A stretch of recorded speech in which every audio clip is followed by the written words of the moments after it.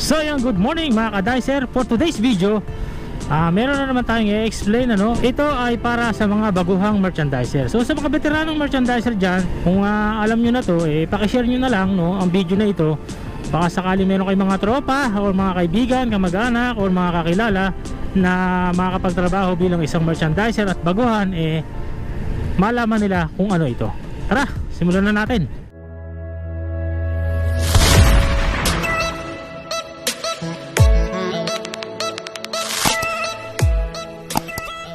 Ano ba yung SKU?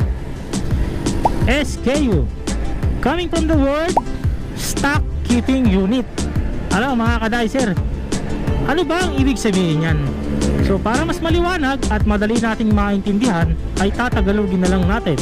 Syempre, Tagalog tayo Stock Keeping Unit, ito po ay yung pagkakakilanlan ng isang produkto.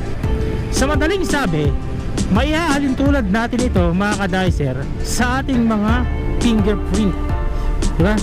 Mga fingerprint, kahit gaano po kadami ang tao sa buong mundo, wala pong magkakaparehas niyan, ano? Ganyan din po ang SKU, no? Ito ay nire-represent naman sa kanilang mga barcode, no? Yan po yung pagkakakilanlan ng isang produkto. So yung mga brand name at mga grams o yung mga flavor, so kasama na din yan, no? Pero makikilala yan kapag pinansya sa cashier sa kanilang barcode, no? Yan po ang SKU ka-dicer. Doon sa nagtanong na kung ano daw yung SKU, ayan po sa madaling salita, yan po ang meaning ng SKU. So isang maiksing vlog lang ito ka-dicer, ano?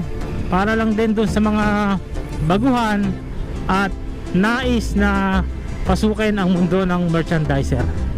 Pag sinabing coordinator mo or ahente mo, ilang SKU tayo meron sa outlet na ganito? So baka ikay malito or kabahan, ano ba SKU? Yan po ay yung pagkakakilanlan ng produkto. Alam nyo kasi, ganito kasi yan mga ka-dicer. May isang produkto na iisa ang brand, pero may different sizes, ano, at merong different flavor. So doon na lang tayo sa one brand na may different sizes. For example, may isang brand na merong 6 na sizes. So ibig sabihin 6 na SKU yun, ka-dicer. Okay? So ganyan po kasimple ka-dicer. Huwag kang malilito sa mga SKU na yan. So ulitin ko, SKU, Stock Keeping Unit, ito po yung barcode na ini-scan sa mga checkout counter. So muli, hanggang dito na lang mga ka-dicer at napaka-easy lang nito. At isang magandang umaga sa inyong lahat. Ako po muli ang inyong lingkod, Erwin Regalo. Palagi nagsasabi ng kasabihang, mabuhay ang lahat ng merchandiser. Peace.